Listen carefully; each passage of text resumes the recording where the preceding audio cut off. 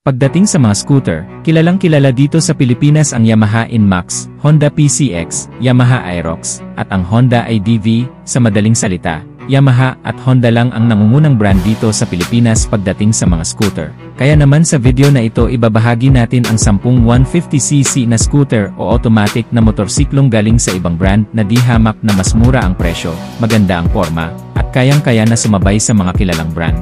Number 10, Skygo Lance 150, isa pang motorsiklo na kamukha ng Honda Click 160 at meron ding advanced features. Naka-LED na din lahat ng kanyang mga ilaw kaya maliwanag ito at pagdating sa kanyang forma, napakaganda dahil kamukha niya ang Honda Click 160. Naka-keyless na din ito with answer back system and anti-theft alarm. Naka-flat footboard siya kaya marami kang mailalagay dito sa harapan. Pagdating naman sa makina nito, ito ay 149.3cc, liquid-cooled, 4-stroke, single-cylinder, single overhead cam, 2 valves. Ang compression ratio ay 10.6:1, at ang maximum power ay 9 kilowatts at 8,500 RPM with the maximum torque of 11.8 Nm at 5,500 RPM. Malaki rin ang kanyang fuel capacity, 7 liters kaya matagal-tagal bago ka maubusan ng gasoline. Matipid din ito sa gasolina dahil ito'y electric fuel injected na nasa around 35 to 40 km per liter ang fuel consumption. Pagdating naman sa kanyang preno sa harapan ay naka-disc brake, sa likod ay naka-disc brake din, sa kanyang suspension naka-telescopic fork sa harapan, naka-single shock naman sa likuran, malalapad din ang kanyang gulong. Sa harapan ay 110/80/14, sa likod ay 120/70/14. Pagdating naman sa presyo nito nagkakahalaga lang ito ng 97,000 pesos. Number 9, IFKI MMTX 150, pagdating sa forma nitong motorsiklong to, mukha itong BMW, hindi mo rin isipin na 150cc lang ito dahil mukha itong 400cc ang kanyang datingan. Naka-LED lahat ng kanyang ilaw, meron din itong windshield na nakakadagdag forma, at pagdating sa kanyang makina, ito ay 150cc, liquid-cooled, 4-stroke, 4 valves, fuel injected. Ang maximum power ay 12 kilowatts at 8,500 RPM with a maximum torque of 15 Nm at 5,500 RPM. Malaki rin ang kanyang fuel capacity, 8 liters kaya malayo-layo ang mararating mo sa isang full tank nito. Kumukonsumo lang din ito ng 42 to 45 km per liter at meron din itong safety features dahil naka-dual channel ABS na ito. Ibig sabihin harap at likod meron ng anti-lock braking system, sa suspension naman naka-telescopic fork sa harapan, sa likuran naman ay naka-dual shock. Malalapad din ang sukat ng kanyang gulong, sa harapan ay 110/80/40, sa likod naman ay 130/70/13, at napaka-porma nitong IFKI MTX 150, hindi mo isipin na 150cc lang ito. Pagdating naman sa kanyang presyo, nagkakahalaga ito ng 139,000 pesos. Number 8, Rusi Rapid 150. Ang scooter namang ito ay nahahawig sa Yamaha Aerox, pero syempre pagka Rusi, talagang mas mura ang presyo. Pagdating sa kanyang forma kuhang-kuha at mapagkakamalan mo talaga na Yamaha Aerox ang motorsiklong to. Isa itong Rusi 150 sa pinakamabenta pagdating sa 150cc ng Rusi. Pagdating sa makina nito, ito ay 149.6cc, air-cooled, 4-stroke, single-cylinder, 2 valves at ito ay naka-carb.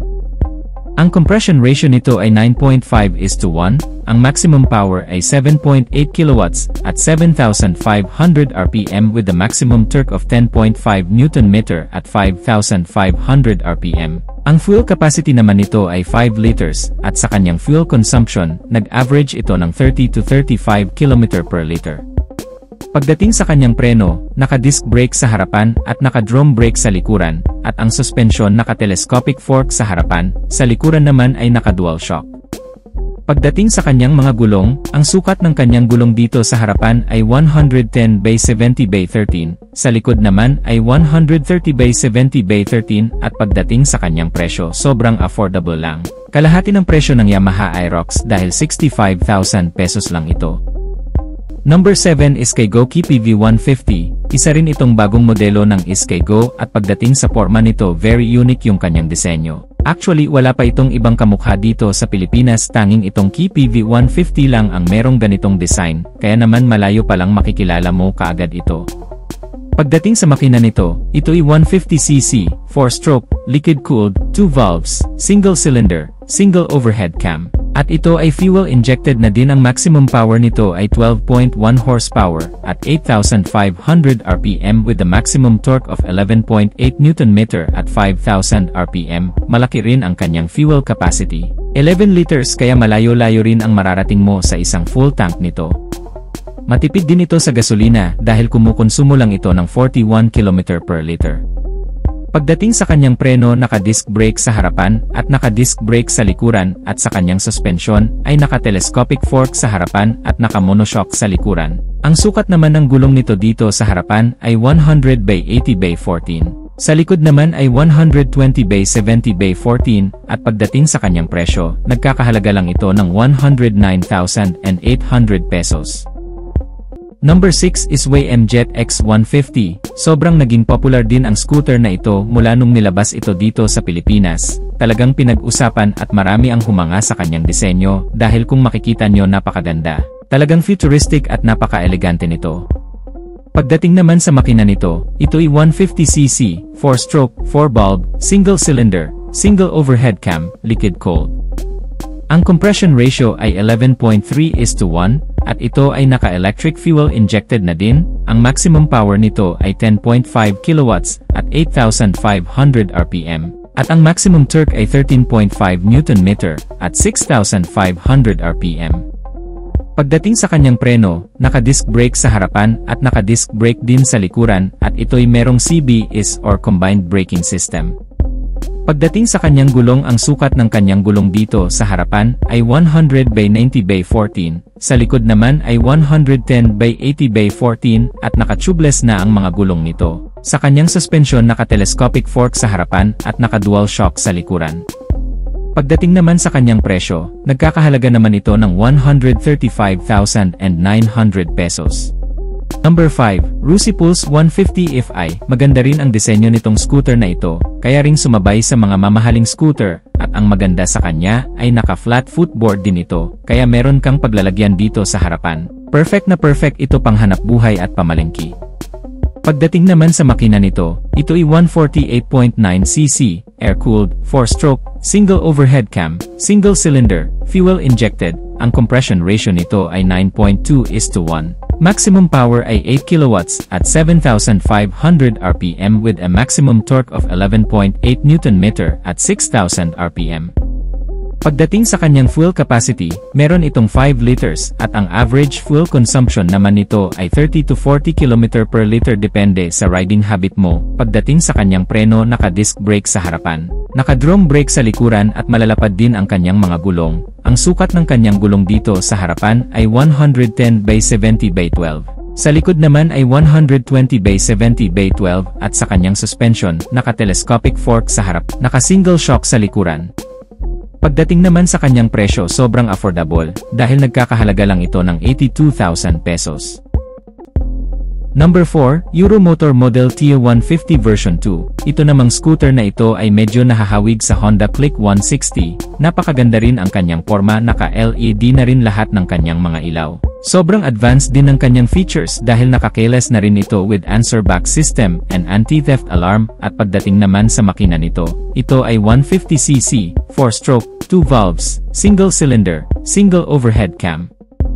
Ang compression ratio ay 9.5:1 at ito ay naka-electric fuel injected na din.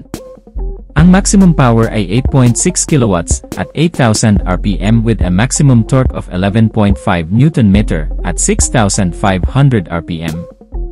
Ang fuel capacity naman nito ay 6.5 liters, at dahil ito'y electric fuel injected, ay kumukonsumo lang din ito ng up to 40 km per liter. Pagdating naman sa kanyang preno, sa harapan ay naka-disc brake, sa likuran naman ay naka-drum brake, at ang sukat ng kanyang gulong dito sa harapan ay 90 by 80 by 14.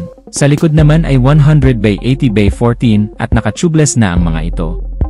Sa suspension naman ay naka-telescopic fork sa harapan, sa likuran naman ay naka-single shock, at napakaganda ng forma nitong Euromotor Model T150 na version 2. Pagdating naman sa kanyang presyo, sobrang affordable lang nito dahil 77,900 pesos lang. Number 3. IFKM Slick 150. Napakaganda din ng forma nitong Slick 150. Naka-LED na rin lahat ng kanyang mga ilaw. Meron din itong windshield dito sa harapan at ang maganda sa kanya ay naka-flat footboard na ito, kaya meron kang paglalagyan ng mga gamit mo dito sa harapan. At pagdating naman sa makina nito, ito ay 150cc, 4-stroke, 4 valves, liquid-cooled, single cylinder, single overhead cam. Ang maximum power nito ay 12.1 kilowatts at 8,500 RPM with a maximum torque of 14.6 Nm at 6,500 RPM at ito ay naka-electric fuel injected na din. Ang fuel capacity naman nito ay 9.2 liters. Malaki rin ang kanyang fuel capacity kaya malayo rin ang mararating mo sa isang full tank mo dito. Matipid din ito sa gasolina dahil electric fuel injected na din. Kumukonsumo lang din ito ng up to 40 km per liter. Pagdating naman sa kanyang preno, naka-disc brake sa harapan at naka-disc brake na rin dito sa likuran. Sa suspension naman, naka-telescopic fork sa harapan at naka-dual shock dito sa likuran. Ang sukat naman ng kanyang gulong sa harapan ay 100 by 80 by 14. Sa likod naman ay 120 by 70 by 14. Napakaganda rin ang forma nitong FKM Slick 150 na ito. Pagdating naman sa kanyang presyo, nagkakahalaga lang ito ng 123,000 pesos. Number 2 SYM Husky 150. Kamakailan lang ay inilunsad na itong bagong scooter ng SYM. Ito nga ang SYM Husky 150. Sobrang hinangaan ito ng maraming tao. Dahil napakaganda ng kanyang disenyo at sobrang advanced din ng kanyang mga features. Sa katunayan, itong SYM Husky 150 ang isa sa pinakapopular sa bansang Taiwan, at sa ngayon ay nandito na sa Pilipinas. Pagdating sa kanyang forma, hindi mo rin isipin na 150cc lang ang motorsiklong to. Moderno din ang kanyang design. Naka-LED na din lahat ng kanyang ilaw. Meron din itong windshield at ang maganda pa dito sa SYM Husky 150 ay meron itong mga safety features kagaya ng ABS o anti-lock braking system dahil naka-dual channel ABS na ito. Harap at likod naka-ABS o anti-lock braking system na. Meron pa itong traction control system. Pagdating sa kanyang makina, ito ay 150cc, single cylinder, 4-stroke, 4 valves, liquid-cooled, ang kanyang compression ratio ay 11.2:1. Ang maximum power ay 10.8 kilowatts at 8,000 RPM with a maximum torque of 14.5 Nm at 6,000 RPM. Ito'y naka-electric fuel injected na din. Ang maganda rin sa motorsiklong to ay malaki ang kanyang fuel capacity. 15 liters ang isang full tank nito kaya malayo na rin ang mararating mo sa isang full tank mo. Matipid din ito sa gasolina dahil ito'y electric fuel injected. Kumukonsumo lang din ito ng 40 to 45 km per liter. Napakalapad ng kanyang mga gulong. Ang sukat ng kanyang gulong sa harapan ay 120 by 70 by 13. Sa likod naman ay 130 by 70 by 13. Naka-tubeless na rin ang mga ito. Pagdating sa kanyang suspension, naka-telescopic fork sa harapan at sa likuran naman ay naka-monoshock. Hindi ba napakaganda ng forma nitong bagong SYM Husky 150? Siguradong marami rin ang bibili ng scooter na ito. Pagdating naman sa kanyang presyo ay nagkakahalaga lang ito ng 152,000 pesos. Number 1, SK Go Bolt 150. Sa unang tingin akalain mong isa itong maxi scooter na 400cc dahil kuhang-kuha nito ang forma ng Yamaha X-Max. Napakamoderno at elegante ang forma nitong scooter na ito. Mayroon itong mataas na windshield. Naka-LED lahat ng kanyang mga ilaw at siguradong mapapalingon ang kahit na sino dahil napakaganda ng kanyang forma. Pagdating sa makina nito, ito ay 149.3cc, liquid-cooled, 2 valves, single cylinder, 4-stroke, single overhead cam, fuel injected, at ang kanyang compression ratio ay 10.6:1. At ang maximum power nito ay 12 horsepower at 8,500 RPM with a maximum torque of 11.8 Nm at 5,500 RPM. At ang maganda sa motorsiklong ito ay malaki ang kanyang fuel capacity. Pang maxi scooter din talaga dahil 13 liters. Matipid din ito sa gasolina dahil ito ay fuel injected at naka 2 valves lang naman at mababa lang ang kanyang displacement. Kumukonsumo lang ito ng 40 km per liter, kaya naman sa isang full tank nito malayong malayo na talaga ang mararating mo. Pagdating naman sa kanyang mga preno, sa harapan ay naka-disc brake, sa likuran ay naka-disc brake din. Ang kanyang mga gulong ay malalapad. Ang sukat ng kanyang gulong sa harapan ay 110 by 70 by 13, sa likod naman ay 130 by 70 by 13 at naka-tubeless na ang mga ito.